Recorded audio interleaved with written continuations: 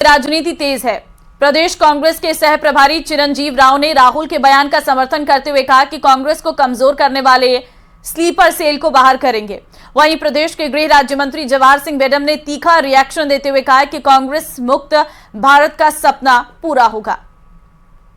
Party ये देख रही है कि जो स्लीपर सेल्स कांग्रेस पार्टी में रहकर या किसी भी पार्टी में रहकर जो इस तरह का काम कर रहे हैं, उनके अंदर हमारी पार्टी जो आने वाले समय के अंदर कार्रवाई करेगी। ये तो राहुल गांधी जी ने स्वयं गुजरात के अंदर कहा है कि बहुत सारे ऐसे लोग हैं जो नेशनल लेवल पे भी हैं, जो कांग्रेस पार्टी के अंदर भीतर है कि बीजेपी के एज एजेंट काम कर रहे हैं। तो आने वाले समय के अंदर जिस तरह से होगा हम लोग कार्रवाई करते रहेंगे। वो कह रहे हैं कि उनके दल में भारतीय जनता पार्टी के लिए काम कर रहे हैं लोग, तो मुझे लगता है कि जो हमने कांग्रेस मुक्त भारत का सपना देखा था वो निश्चित रूप से पूरा होगा। और दिल्ली के रिजल्ट में जब वो 0 आए तो राजस्थान में भी आगे आने वाले चुनाव में कांग्रेस 0 रहेगी। मैं आज कह रहा हूं, आप लिख लेना।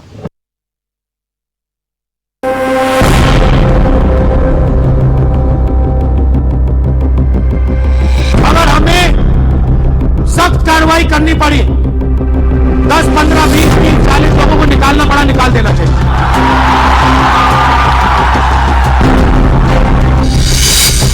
कांग्रेस में गुटबाजी पर आग बबूला राहुल गांधी। कांग्रेस नेताओं को राहुल गांधी ने लगाई लताड़। क्या कांग्रेस में होगी सर्जिकल स्ट्राइक? कांग्रेस नेता राहुल गांधी के गुजरात में दिए गए बयान को लेकर सियासत शुरू हो गई है। गुजरात में राहुल गांधी अपनी ही पार्टी के नेताओं पर बरस पड़े। अहमदाबाद में राहुल गांधी पार्टी के कार्यकर्ताओं को संबोधित कर रहे थे और इस दौरान गुजरात कांग्रेस में गुटबाजी की बात सामने आ गई। राहुल गांधी यहां तक बोल गए कि अगर कुछ लोगों को पार्टी से निकालना पड़ा तो निकाला जाएगा। गुजरात के किसान, गुजरात के मजदूर, गुजरात के स्टूडेंट्स ऑपोजिशन चाहते हैं, विकल्प चाहते हैं, बी टीम नहीं चाहते हैं।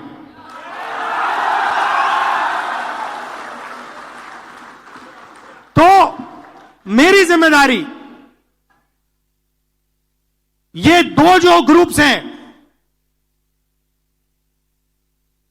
इनको छानने का है। कांग्रेस पार्टी में नेताओं की कमी नहीं है। District level, block level, senior level नेता हैं, बबरशेर हैं, मगर पीछे से चेन लगी हुई है और बबरशेर बंधे हुए हैं सब। पहला काम ये जो दो ग्रुप हैं इनको अलग करना है सीधा। अगर हमें सख्त कार्रवाई करनी पड़ी, 10, 15, 20, 30, 40 लोगों को निकालना पड़ा, निकाल देना चाहिए। बीजेपी के लिए अंदर से काम कर रहे हो, चलो जाके देखते हैं, बाहर से काम करो।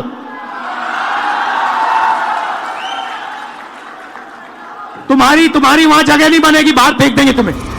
राहुल गांधी ने यहां तक खुलासा कर दिया कि गुजरात कांग्रेस पर राष्ट्रीय नेतृत्व तक का कंट्रोल नहीं रहा है और जब राहुल गांधी इस तरह से अपनी पार्टी के नेताओं पर बरसे तो कांग्रेस के कुछ नेताओं का हौसला बढ़ा और उन्होंने यहां तक कह दिया कि पार्टी में बड़े बदलाव के लिए सर्जिकल स्ट्राइक जरूरी है।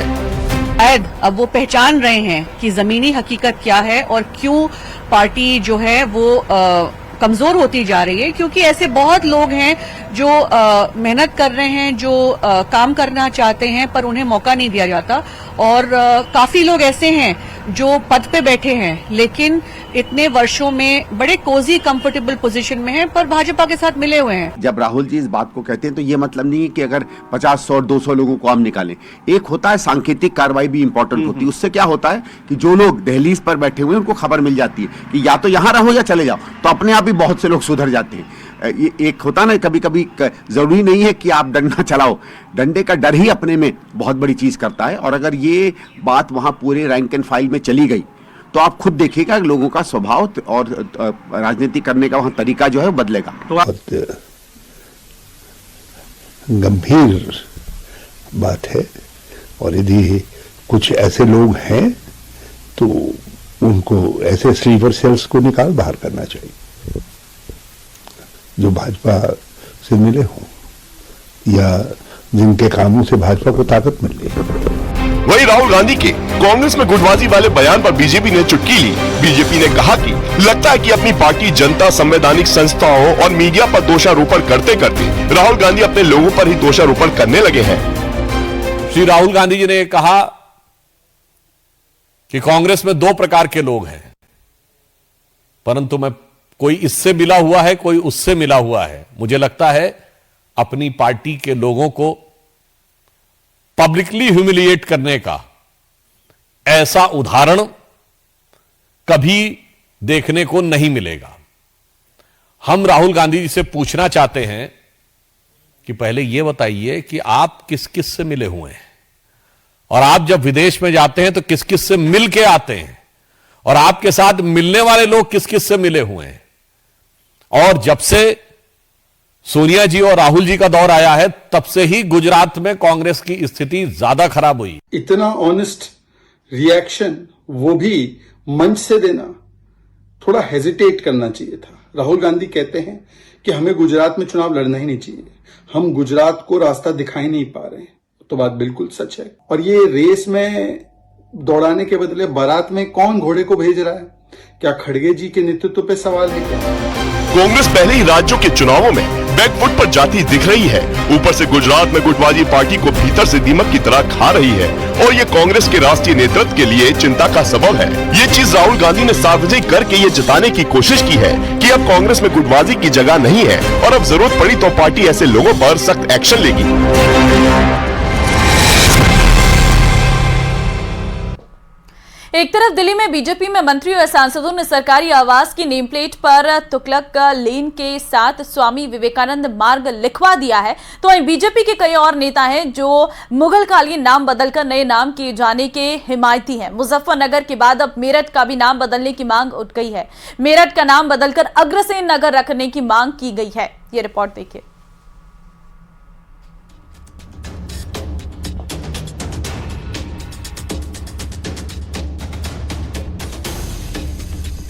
जहां एक तरह दिल्ली में बीजेपी में मंत्री और सांसदों ने सरकारी आवास की नेम प्लेट पर तुगलक लेन के साथ स्वामी विवेकानंद मार्ग लिखवा दिया है, वहीं बीजेपी के कई और नेता हैं जो मुगलकालीन नाम बदलकर नए नाम किए जाने के हिमायती हैं।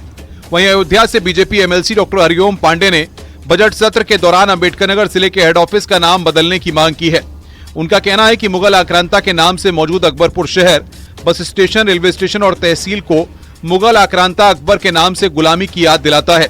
इनका नाम बदलकर मातृपितृ भक्त श्रवण कुमार के नाम से श्रवण धाम रखा जाए। जिला मुख्यालय पर स्थित बस स्टेशन, रेलवे स्टेशन और तहसील जो कि मुगल आक्रांता अकबर के नाम पर है तथा गुलामी की याद दिलाता है, का नाम परिवर्तित करके मातृपितृ भक्त महात्मा श्रवण कुमार के नाम पर श्रवण धाम करने की मांग करता हूँ। मानवत आज तुम्हें मैं। मुजफ्फरनगर के बाद अब मेरठ का भी नाम बदलने की मांग उठ गई है। मेरठ का नाम बदलकर अग्रसेन नगर रखने की मांग की गई है।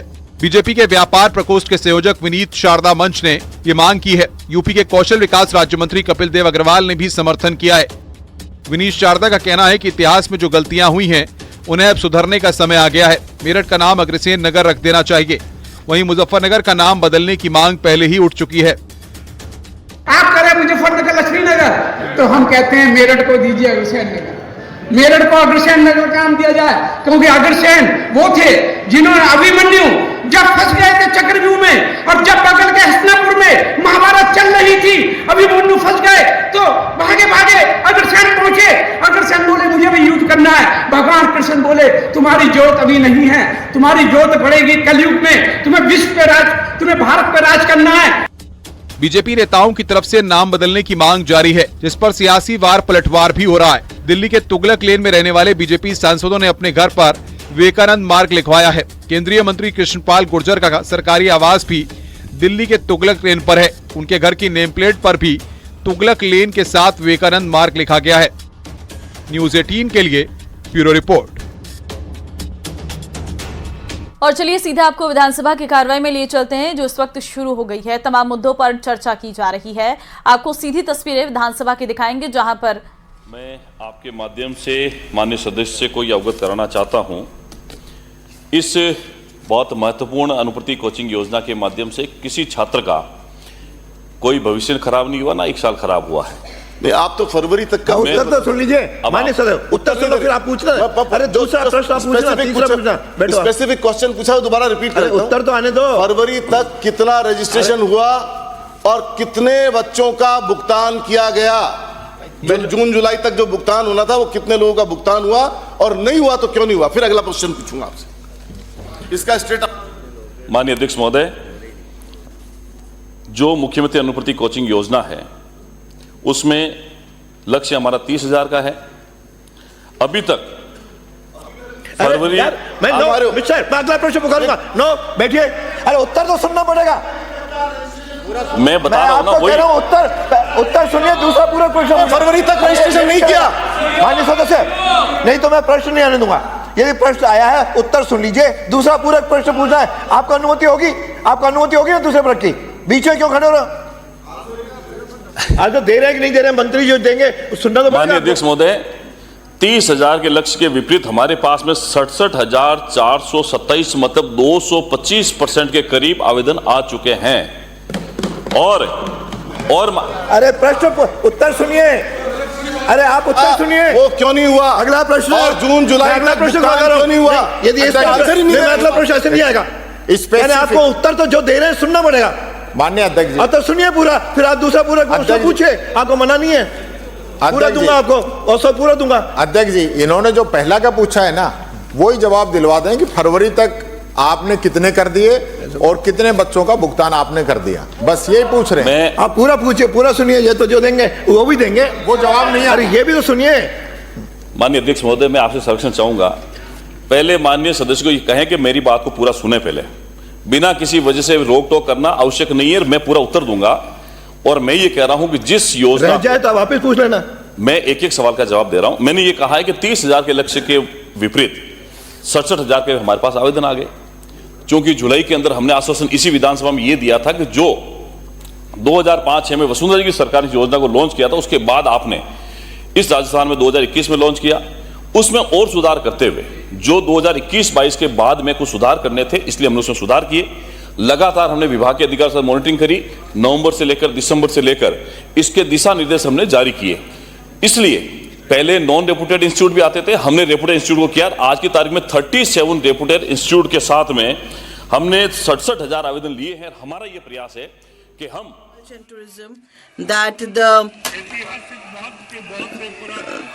there are a lot of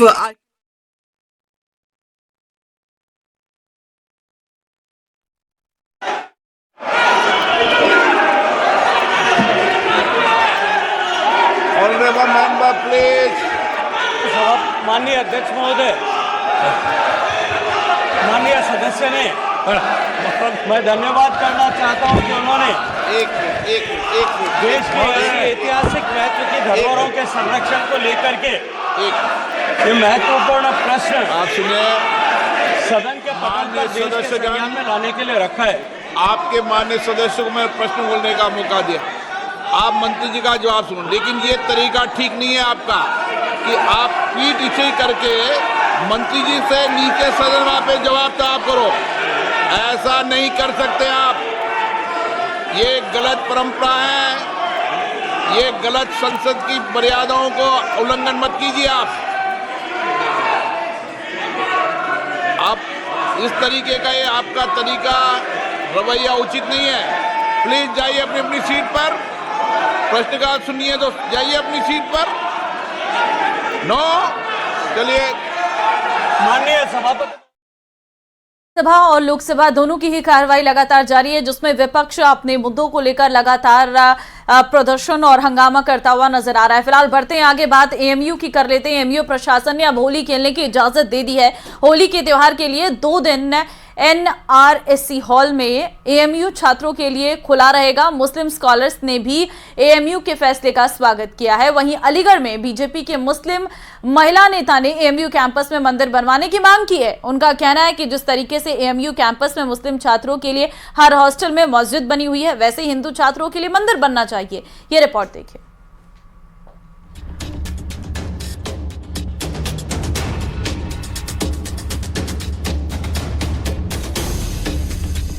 जहां एक तरह दिल्ली में बीजेपी में मंत्री और सांसदों ने सरकारी आवास की नेम प्लेट पर तुगलक लेन के साथ स्वामी विवेकानंद मार्ग लिखवा दिया है, वहीं बीजेपी के कई और नेता हैं जो मुगलकालीन नाम बदलकर नए नाम किए जाने के हिमायती हैं। वहीं अयोध्या से BJP MLC doctor Hariom Pandey ने बजट सत्र के दौरान अंबेडकरनगर जिले के हेड ऑफिस का नाम बदलने की मांग की है। उनका कहना है कि मुगल आक्रांता के नाम से मौजूद अकबरपुर शहर, बस स्टेशन, रेलवे स्टेशन और तहसील को मुगल आक्रांता अकबर के नाम से गुलामी की याद दिलाता है। इनका नाम बदलकर मातृपितृ भक्त श्रवण कुमार के नाम से श्रवण धाम रखा जाए। जिला मुख्यालय पर स्थित बस स्टेशन, रेलवे स्टेशन और तहसील जो कि मुगल आक्रांता अकबर के नाम पर है तथा गुलामी की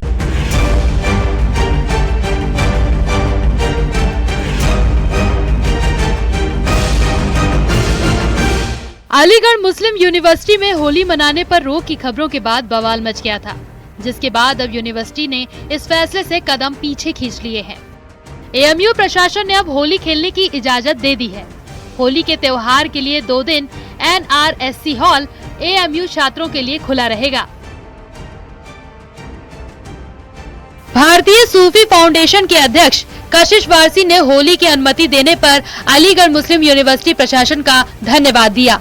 उन्होंने कहा कि होली देश का हमारे भाइयों का त्योहार है। अगर रंग से ऐतराज है तो हम अपने घरों में रहें। जो लोग होली मना रहे हैं, होली खेल रहे हैं, वो होली खेलें। होली जो है वो देश का एक त्योहार है, हमारे भाइयों का त्योहार है। अगर हम मिलकर नहीं मना सकते, हमें रंग से कोई एतराज है, तो हम अपने घरों में बैठें, अपने कमरों में बैठें, और जो लोग होली मना रहे हैं, होली खेल रहे हैं, होली खेलें। जो मैं अलीगढ़ मुस्लिम यूनिवर्सिटी के प्रशासन को धन्यवाद देना चाहता हूं कि उन्होंने बाकायदा एक कमरे के अंदर, एक हॉल के अंदर होली का इंतजाम किया है। वो इस होली मिलन को बहुत अच्छी तरह से कराएं और तमाम देश को ये मैसेज दें कि इस देश के अंदर कौमी एकता की जड़ें मजबूत थी, मजबूत हैं, मजबूत रहेंगी। वहीं अलीगढ़ में बीजेपी की मुस्लिम महिला नेता ने AMU कैंपस में मंदिर बनवाने की मांग की है। उनका कहना है कि जिस तरीके से AMU कैंपस में मुस्लिम छात्रों के लिए हर हॉस्टल में मस्जिद बनी हुई है, वैसे ही हिंदू छात्रों के लिए मंदिर बनना चाहिए। मंदिर में सभी देवी देवताओं की मूर्ति होनी चाहिए। रूबी आसिफ खान जल्द ही मंदिर बनवाने की मांग को लेकर PM मोदी और CM योगी को पत्र लिखेंगी। कि जो मुसलमान भाई अपने सभी त्योहार मनाते हैं, यूनिवर्सिटी में नमाज भी पढ़ते हैं, वो हक उनको वापस मिलना चाहिए। हिंदू भाइयों को वहाँ भी एक मंदिर बनना चाहिए। मैं ये चाहती हूँ कि वहाँ मंदिर बनना चाहिए और मंदिर में सभी तरह के त्योहार मनने चाहिए। देवी देवताओं की मूर्तियां भी रखनी चाहिए वहाँ। मैं तो चाहती हूँ कि जो गणेश जी का त्योहार अच्छे से मनाया जाता है, सब लोग मिलजुल कर मनाएं वहाँ पर। AMU में होली खेलने पर रोक लगाए जाने के फैसले का काफी विरोध भी देखने को मिला था। हिंदू छात्रों ने AMU प्रशासन पर भेदभाव करने का आरोप लगाया था। उन्होंने कहा कि AMU को सभी धर्मों का सम्मान रखते हुए उनके कार्यक्रम को अनुमति दी जानी चाहिए। न्यूज़ 18 के लिए ब्यूरो रिपोर्ट।